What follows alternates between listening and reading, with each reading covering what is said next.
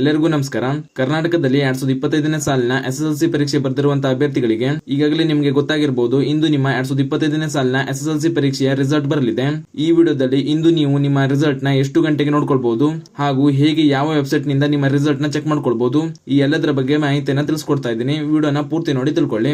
ಮೊದಲಿಗೆ ನಿನ್ನೆ ಕರ್ನಾಟಕ ಶಾಲಾ ಪರೀಕ್ಷೆ ಮತ್ತು ಮೌಲ್ಯ ನಿರ್ಣಯ ಮಂಡಳಿ ಕಡೆಯಿಂದ ತಿಳಿಸಿರುವ ಹಾಗೆ ಇಂದು ಮಧ್ಯಾಹ್ನ 12:30 ನಂತರ ನಿಮ್ಮ ರಿಸಲ್ಟ್ ನ ನೋಡ್ಕೊಳ್ಬಹುದು. ಅದೇ ರೀತಿ ನೀವು ನಿಮ್ಮ ರಿಸಲ್ಟ್ ನ ಹೇಗೆ ಚೆಕ್ ಮಾಡ್ಕೊಳ್ಬಹುದು ಅಂತ ನೋಡೋದಾದ್ರೆ ನೀವು ಸ್ಕ್ರೀನ್ ಮೇಲೆ ಕಾಣ್ತಾ ಇರೋ ಹಾಗೆ KARresult.nic.in ವೆಬ್ಸೈಟ್ ನಲ್ಲಿ ನಿಮ್ಮ ರಿಸಲ್ಟ್ ನ ನೋಡ್ಕೊಳ್ಬಹುದು. ಈ ಲಿಂಕ್ ನಾನು ಈ ವಿಡಿಯೋ ಡಿಸ್ಕ್ರಿಪ್ಷನ್ ನಲ್ಲಿ ಕೂಡ ಹಾಕಿರ್ತೀನಿ. ಈ ಲಿಂಕ್ ಮೇಲೆ ಕ್ಲಿಕ್ ಮಾಡ್ಕೊಂಡು ನೀವು ಡೈರೆಕ್ಟ್ ಆಗಿ ಈ ತರ ರಿಸಲ್ಟ್ ಚೆಕ್ ಮಾಡ್ಕೊಳ್ಳೋ ವೆಬ್ಸೈಟ್ ನ ಓಪನ್ ಮಾಡ್ಕೊಳ್ಬಹುದು.